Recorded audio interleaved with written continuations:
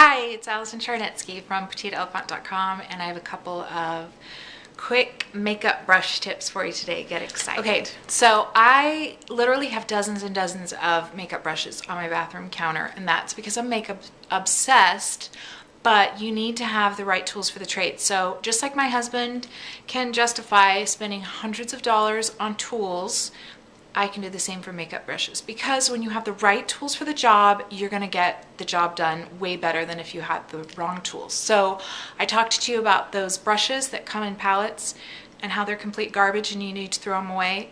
That's the truth. You need to get some good makeup brushes. So this is what I have on my bathroom counter. It's just dozens and dozens, and I buy new brushes all the time, and that's okay.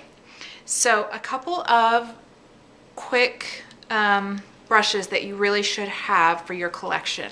You don't need to spend a ton of money for starters. I will say this though, a good brush will last you a really long time. So I got this brush. It's a MAC makeup brush, an eyeshadow brush, probably 15 years ago, and I take care of it, but 15 years is a really long time. So I think I probably spent $15 to $30 on it, and I remember thinking at the time, holy cow, that is so much money, and I was a college student, but it's been a worthwhile investment. So if you buy the expensive brushes, they will last. You're really getting what you pay for. However, you can spend just a little bit of money to get started. So these are all e.l.f. makeup brushes, and these are all really, really cheap. Now, they were sent to me by e.l.f. a couple of years ago, but I've actually been surprised at how well they have held up over time. For being really cheap, they actually do a pretty good job. So to get started, this is a blush brush, and it's big and it's puffy, if you can see that. And you just need a big one to kind of get the job done, put the blush where it needs to go. This one is kind of a short and squatty eyeshadow brush, and it just is for depositing eyeshadow on the eye. You can contour with it if you need to, if you are in a pinch or you only have one eyeshadow brush, but this is more for just getting it on there. This other brush is an actual contouring brush. It's called a defining brush, and it's a little bit, I don't know what that shape, it's asymmetrical.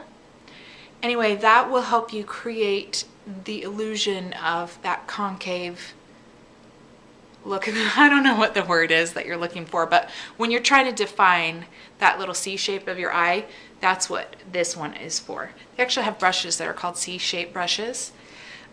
This one is a smudge brush. It's got a little bit of a foam applicator on it. This is just for smudging eyeliner when you're doing a smoky eye, or if you want your eyeliner to smudge into an eyeshadow, that's what this is for. Now this one is pretty cheap. I've only used it a few times. If you really wanted a good quality one, I would invest for that one. And then the other one is a lip lining brush. It's just a tiny little brush, and I don't think this one is e.l.f., but this is just for when you put your lip liner on, you can kind of feather it into your lips so there's not that harsh line when you put on your lip color.